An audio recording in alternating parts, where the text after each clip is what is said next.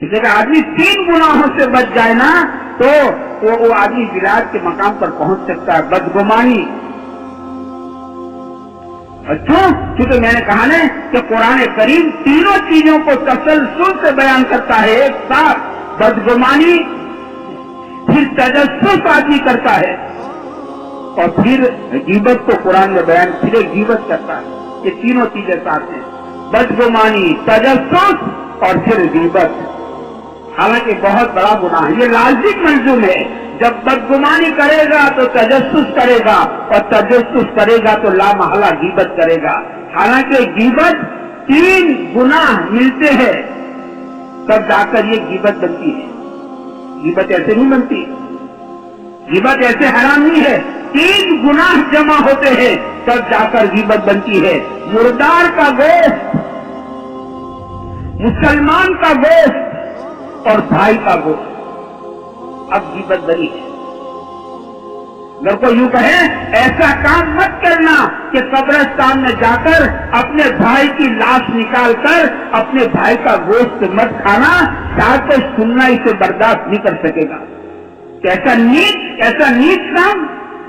تاکہ ہاں قرآن کریم جو ہے نا غیبت اسی کو کہتا ہے. اپنے مردار بھائی کا گوشت کھانے کو قرآن نے غیبت کہا. ہمارے حضرت فرماتے ہیں جو غیبت کرتا ہے نا تو قرآن سے کھیل رہا ہے. غیبت کرنے والا قرآن سے کھیل رہا ہے. اسے کتاب میں بھی لکھا ہے کہ غیبت سے روزہ بھی ٹوٹ جاتا ہے. اتنا بڑا گناہ ہے کہ روزے کو پھاڑ دیتا ہے، کہ روزے کو توڑ دیتا ہے. اس لیے حاجی امداد اللہ مہاجر مکی فرماتے ہیں، فرمایا کہ جب حدیث پاک میں آیا کہ غیبت زنا سے بڑھ کر ہے، حالانکہ زنا کتنا بڑا گناہ ہے، غیبت یہ زنا سے بڑھ کر ہے. غیبت زنا اس لیے کہ زنا کی توبہ ہے کہ میں نے بہت برا کام کیا، میں نے بہت برا کام کیا. غیبت کی توبہ نہیں ہے. غیبت کی توبہ نہیں، زنا کی توبہ ہے کہ اللہ بھول ہو گئی، یا اللہ بھول ہو گئی، اللہ بڑے معاف کرنے والے، اللہ معاف کر دیتے. لیکن غیبت کی توبہ نہیں ہے. جہاں تک جس کی غیبت کی ہے وہ معاف نہیں کرتا، وہاں تک اللہ تعالیٰ معاف نہیں فرماتے. غیبت کی توبہ نہیں ہے. غیبت زنا سے بڑھ کر ہے. حاجی امداد اللہ مہاجر مکی رحمۃ اللہ علیہ فرمائے کہ غیبت زنا سے اس لیے بڑھ کر ہے کہ زنا کرنے والا اپنے آپ کو حقیر سمجھتا ہے، اور غیبت کرنے والا دوسروں کو حقیر سمجھتا ہے کہ حقیر آدمی ہے.